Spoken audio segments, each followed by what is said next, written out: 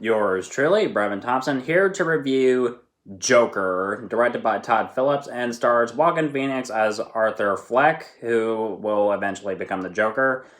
And it's about a man who works as a clown for hire, and recently his life starts to descend into insanity.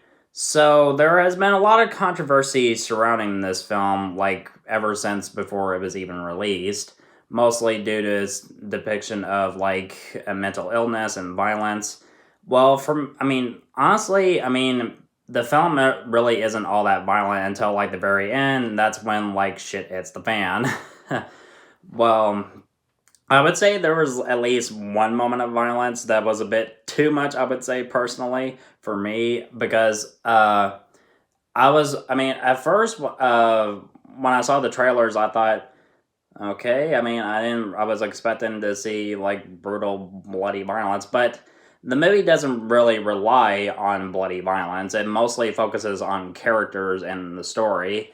And I know a lot of critics can compare this film to the movie Taxi Driver, but honestly, I never really have seen Taxi Driver, so I can't really give too much comment about that. So until I see Taxi Driver, I'll probably compare the differences between Taxi Driver and Joker.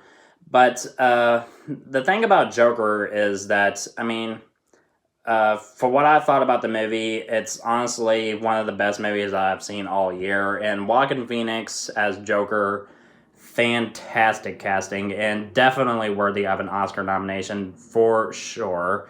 As for how his performance is compared to Heath Ledger's in The Dark Knight, well, I would say it's sort of a tie. They're sort of neck and neck. That's my personal opinion, of course. I'm pretty sure I know a lot of people love like various versions of the Joker. We've had Cesar Romero in the Batman TV series from the 60s. We've had Jack Nicholson in the 1989 film. We've had Heath Ledger in The Dark Knight. And the very forgettable performance by Jared Leto in Suicide Squad. And now we have Joaquin Phoenix as this version of Joker. I wouldn't necessarily say this is a comic book film. It's sort of more of a psychological thriller. And psychological thrillers, I love those types of movies. But my favorites, well, three of my favorites would have to be The Silence of the Lambs, Misery, and The Shining. Three of those films are fantastic, and Joker is definitely one of my favorite psychological thrillers. And like I said, it's one of the best movies I've seen all year, and it'll probably be added to my top 10 list of my favorite films of 2019. I would say this would be like number 3 at my list, with the other two, number 2 being Once Upon a Time in Hollywood, and number 1 being Avengers Endgame. As far as the acting goes, like I said, Joaquin Phoenix was fantastic in this film. Like I said, definitely worthy of an Oscar nomination, at least. I will be surprised if he does win one. We also have Robert De Niro as a talk show host, and his performance was also good. Though he's in like various scenes of the film. We get like a certain other reference I was from the comic books. We have like a few characters that we know from the Batman mythos. We have like Thomas Wayne and a few brief scenes with Bruce Wayne when he was a child, and we also have like Alfred Pennyworth. Though they don't like have a huge impact on the story, although Thomas Wayne sort of does. Though I don't know if his role, has like a huge impact as it could have. But there is one important scene at the end, which I don't want to spoil for anyone in case anybody hasn't seen the movie yet.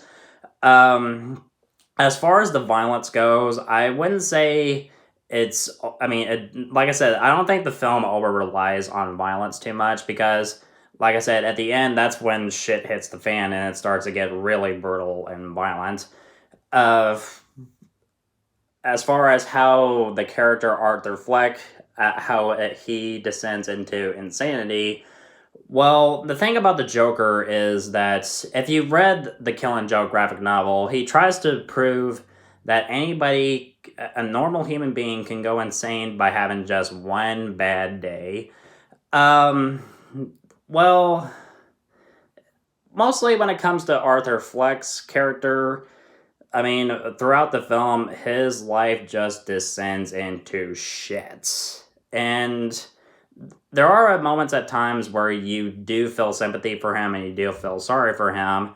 And it's like, how would we feel sorry for a man who will eventually become possibly, I mean, the greatest comic book villain of all time? Not only that, but a murderous psychopath.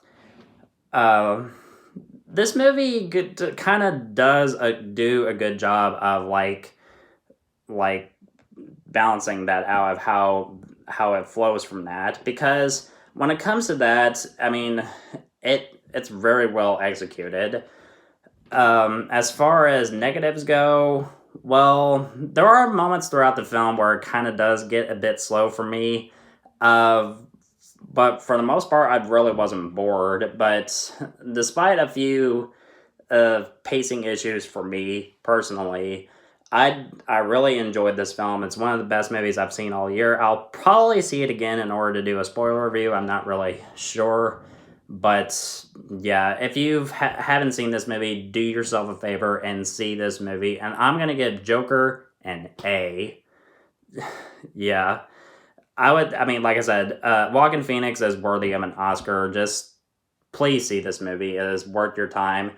As far as, like, I mean, I know there are reports of, like, possible shootings might happen in theaters, but in case that happens, please be careful. I just don't want a tragedy like that to happen again, just like it happened in 2012.